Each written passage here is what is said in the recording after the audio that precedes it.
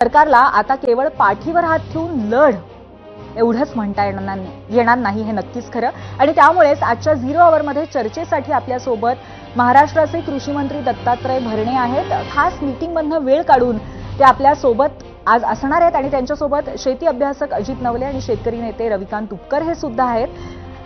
मात्र सुरुवात आपण कृषी मंत्र्यांपासून करणार आहोत, कारण त्या अगदी वेळात वेळ काढून आलेले आहेत आणि सुरुवातीला आपल्या प्रश्नांची उत्तरं देणार आहेत। भरणेजी, आपलं स्वागत आहे। आणि पहिला प्रश्न अर्थातच असा विचारायचा आहे की आज महाराष्ट्राची परिस्थिती काय आहे?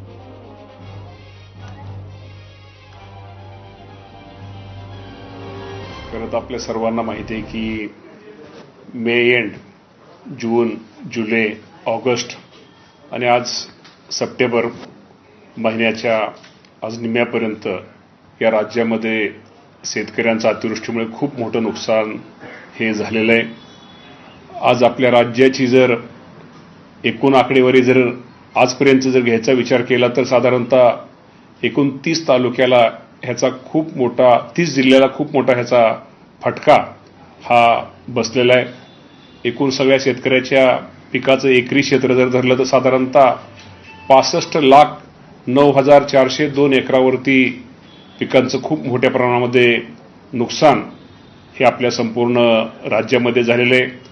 काही ठिकाणी त्यांच्या शेतातली शेजारी जी नदी आहे, नदी शेजारची माती, शेतातली माती वाहून गेलेली आहे। काही ठिकाणी पशुधनाची खूप मोठ्या प्रमाणामध्ये पशुधन वाहून गेलेलं आहे। काही ठिकाणी मनुष्य हानी पण झालेली आहे।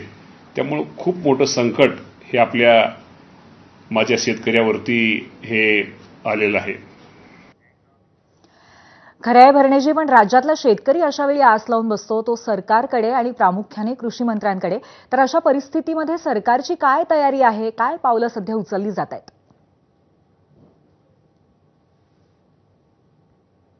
आपल्या सगळ्यांना माहिती आहे की राज्य सरकारच्या वतीनं मुख्यमंत्री, दोन्ही उपमुख्यमंत्री या सर्वांच्या इथं महसूल विभाग आणि कृषी विभागाला सूचना दिलेल्या आहेत। आम्ही सर्वांनी दिलेल्या आहेत की ज्या या अतिवृष्टीमुळे ज्या राज्यातल्या शेतकऱ्यांचं नुकसान पिकाचं असू द्या किंवा त्याचं इतर आमच्या पशुधनाचं असू द्या किंवा त्याच्या जमिनीमधली माती वाहून गेलेली असू द्या, या सर्व ह्याची नुकसानीची जी नुकसान भरपाई आपण पंचनामा करण्याचे आदेश आम्ही सर्वांनी दिलेले आहेत।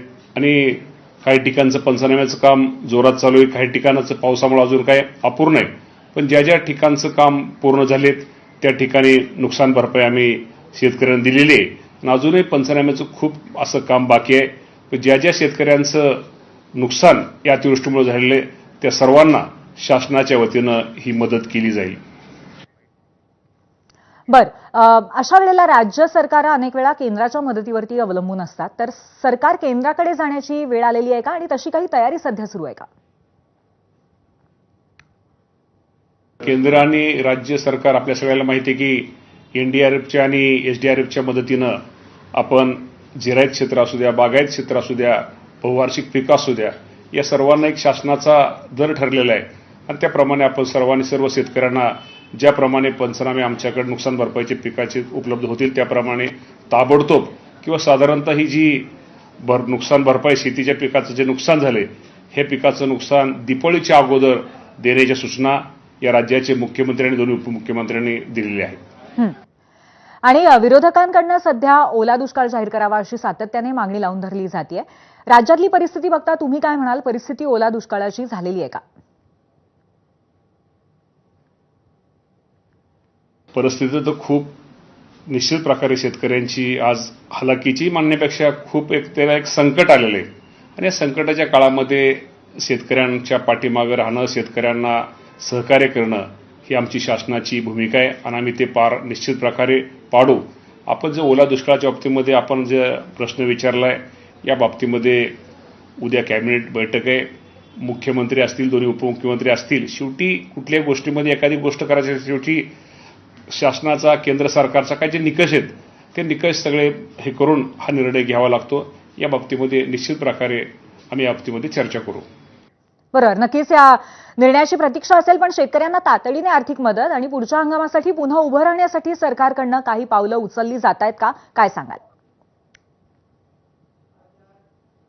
हे सरकारच्या वतीने मी निश्चित प्रकारे सांगतो की जे जे शेतकऱ्यांसाठी करणं गरजेचं आहे, जे जे शेतकऱ्यांच्या हिताचं आहे ते सरकारच्या वतीनं केलं जाईल आणि जे नुकसान झालेलं आहे त्याची नुकसान भरपाई जे शेतकऱ्यांच्या जी आहे ती नुकसान भरपाई सुद्धा लवकरात लवकर माझ्या शेतकऱ्यांना देण्यासाठी सरकारचा प्रयत्न राहील.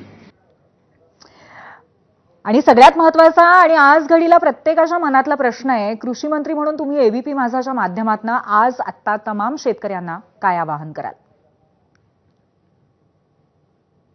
मी शेतकऱ्यांना एकच आवाहन करेल की शेवटी हे संकट हे निसर्गाचं संकट आहे. हे काय कुणी त्यामुळे निसर्गाच्या संकटाला आपल्याला सामोरं तर जावंच लागेल. ह्याला कुठं म्हणजे सामोरं जाऊन निश्चित प्रकारे आपण ह्याच्यावरती आपल्याला मात तर करावंच लागेल.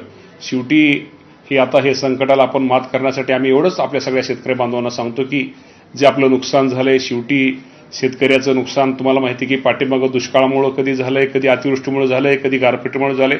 त्यामुळे आता या बाबतीमध्ये शासन आपल्याबरोबर आहे. त्यामुळे निश्चित प्रकारे तुम्ही कुणीही त्या बाबतीमध्ये काळजी करू नका. ज्याचं नुकसान झालंय त्याला शासनाच्या वतीनं भरपाई ही दिली जाईल आणि हे सरकार हे शेतकऱ्यांच्या सरकार आहे. त्यामुळे शेतकऱ्यांच्या बाजूनं किंवा शेतकऱ्यांच्या जे काही हिताचं असेल त्या बाबतीमध्ये सरकार निर्णय घेईल. धन्यवाद भरणेजी. तर कृषी मंत्री दत्तात्रय भरणे यांनी आपल्याला प्रश्नांची उत्तरं दिलेली आहेत. वेळात वेळ काढून ते आले होते आणि त्यानंतर पुन्हा एकदा आपण त्यांचे आभार मानूयात. धन्यवाद.